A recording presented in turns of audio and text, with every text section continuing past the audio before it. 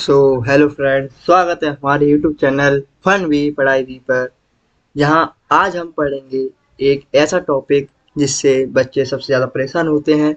वो है वास्तविक संख्याओं के प्रकार, जो 9th और 10th के बच्चों के लिए, दोनों के लिए वेरी इंपॉर्टेंट है। सो शुरू करते हैं।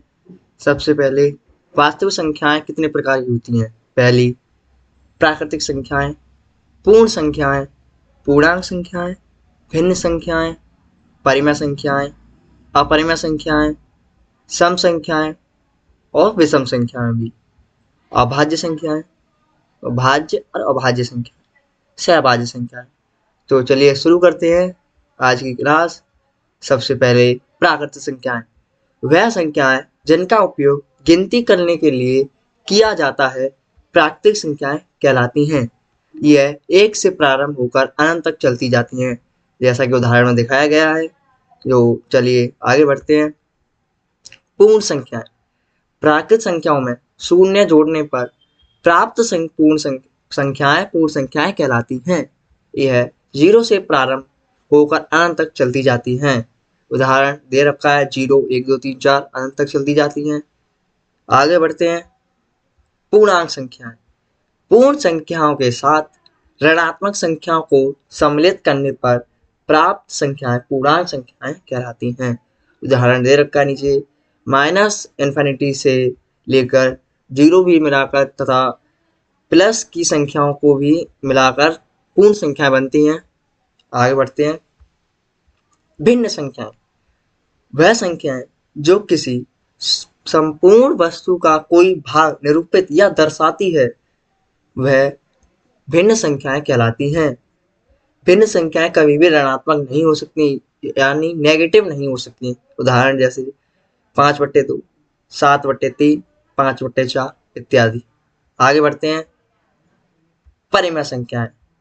वह संख्याएं जिन्हें p/q के रूप में लिखा जा सकता है या बदला जा सकता है तथा वहां पर q 0 ना हो और p और q दोनों पूर्णांक हों, परिमेय संख्या कहलाते हैं। पूर्णांक जो हमने पहले बता दिया है। आगे बढ़ते हैं। नोट: परिमेय संख्याओं का दशमलव प्रसार शांत होता है या अशांत आवृत्ति होता है, जो कि आगे आपको पता चल जाएगा। उदाहरण 5/2, 9/3 आदि जो होते हैं। अपरिमेय संख्याएं।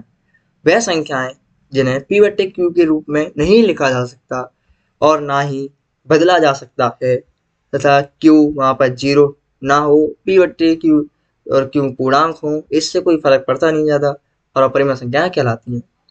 नोट: ये अपरिमेय संख्याओं का दशमलव प्रसार अशांत अनावृत्ति होता है।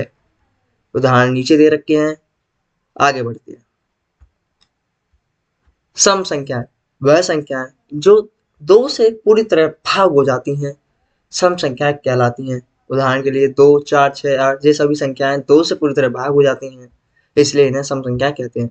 आगे, विषम संख्याएं। वह संख्याएं जो 2 से पूरी तरह भाग नहीं होती हैं, विषम संख्याएं कहलाती हैं। जैसे 3 7 9, यह संख्या कभी भी 2 से पूरी तरह भाग नहीं होती हैं, अर्थात इनका जो शेषफल है वो कभी भी शून्य नहीं आता है, इसलिए। भाज्य संख्याएं। वह संख्याएं जो स्वयं से तथा दूसरी संख्याओं से भी भाग हो जाती हैं या जिन संख्याओं के 2 से अधिक गुणनखंड हों, भाज्य संख्याएं कहलाती हैं। उदाहरण के लिए 6 8 10 15, यह संख्याएं खुद से भी भागित हो जाती हैं और दूसरी संख्याओं से भी हो जाती हैं तथा इनके गुणनखंड 2 से अधिक होते हैं, इसलिए ये भाज्य संख्या कहलाती हैं। अगली, अभाज्य संख्याएं।